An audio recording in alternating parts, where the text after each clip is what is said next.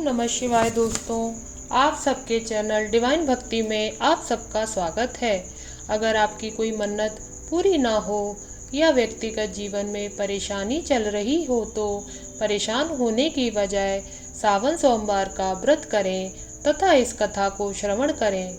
मान्यता है कि सावन सोमवार के दिन अगर व्रत रखकर इस कथा का पाठ या श्रवण किया जाए तो मनचाही मनोकामना पूरी हो जाती है।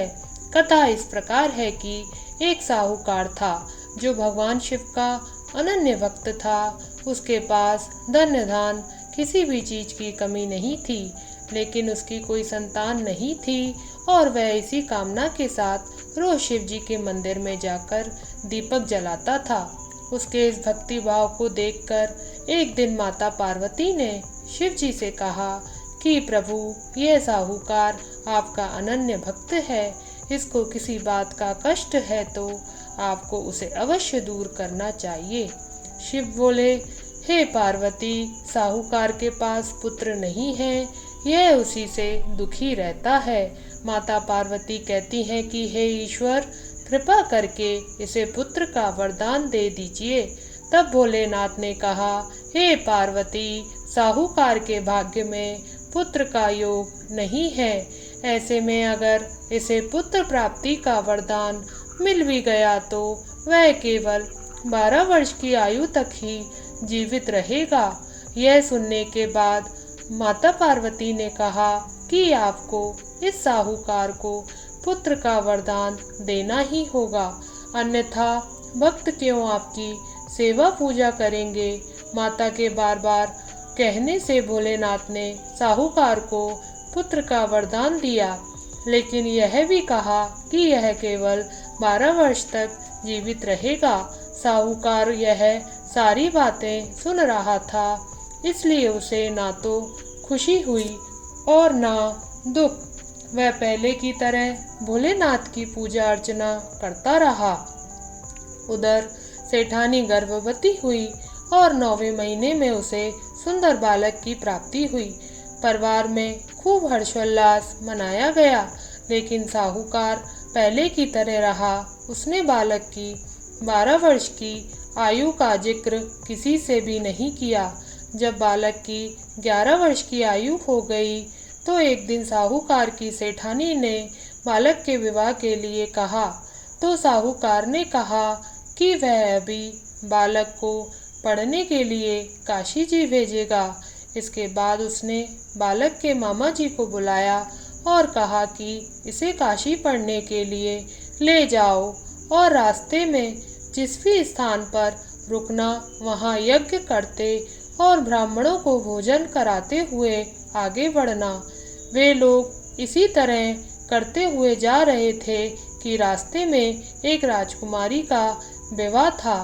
जिससे उसका विवाह होना था वह एक आँख से काना था। तो उसके पिता ने जब अति सुंदर साहूकार के बेटे को देखा तो उसके मन में आया कि क्यों न इसे घोड़ी पर बैठाकर शादी के कार्य को संपन्न करा लिया जाए। तो उन्होंने मामा से बात की और कहा कि वह इसके बदले में अथाह धन देंगे, तो वह भी राजी हो गया। इसके बाद साहूकार का बेटा विवाह की बेड़ी पर बैठा और जब विवाह कार्य संपन्न हो गया तो जाने से पहले उसने राजकुमारी की चुनरी के पल्ले पर लिखा कि तेरा विवाह तो मेरे साथ हुआ, लेकिन जिस राजकुमार के साथ भेजेंगे वह एक आँख का काना है। इसके बाद वह अपने मामा के साथ काशी के लिए चला गया। उधर जब राजकुमारी ने अपनी चुनरी पर यह लिखा हुआ पाया तो उसने राजकुमार के साथ जाने से मना कर दिया। तो राजा ने भी अपनी पुत्री को बारात के साथ विदा नहीं किया। बारात वापस लौट आई और उधर मामा और भांजे काशी पहुंच गए। एक दिन जब मामा ने यज्ञ रचा था तो भांजा बहुत देर तक बाहर नहीं आया। तो मामा ने अंदर जाकर देखा कि भांजे के प्राण निकल चुके थे। वह बहुत परेशान हुए, लेकिन सोचा कि अभी रोना पीटना मचाया तो ब्राह्मण चले जाएंगे और यज्ञ का कार्य अधूरा रह जाएगा।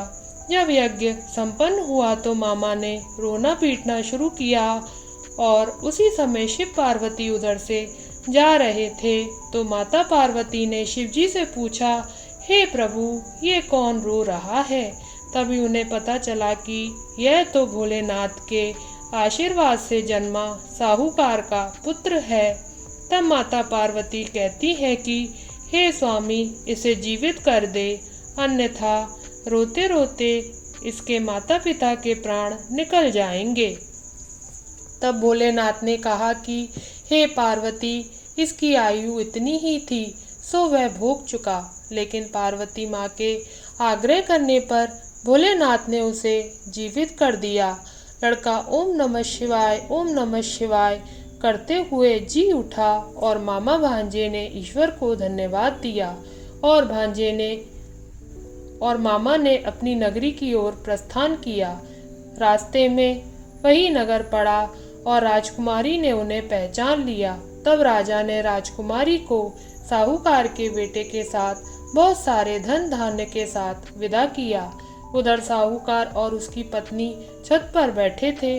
उन्होंने यह प्रण कर रखा था कि यदि उनका पुत्र सकुशल न लौटा तो छत से कूदकर अपने प्राण दे देंगे।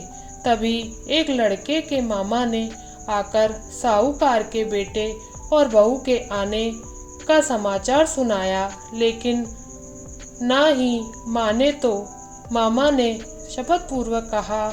तब तो दोनों को विश्वास हो गया और दोनों ने अपने बेटे बहू का स्वागत किया। उसी रात साहूकार को स्वप्न में शिवजी ने दर्शन दिए और कहा कि तुम्हारे पूजन से मैं प्रसन्न हुआ। इसी प्रकार जो भी व्यक्ति इस कथा को पढ़ेगा या सुनेगा उसके समस्त दुख दूर हो जाएंगे और मनोवांछित सभी कामनाओं की पूर्ति होगी। ओम नमः शिवाय। अगर आपको यह कथा पसंद आई हो तो कमेंट में ओम नमः शिवाय लिखना ना भूलें। सुनने वालों का भी भला, और आप मेरे चैनल को लाइक एंड सब्सक्राइब जरूर करें। ओम नमः शिवाय। ओम नमः शिवाय।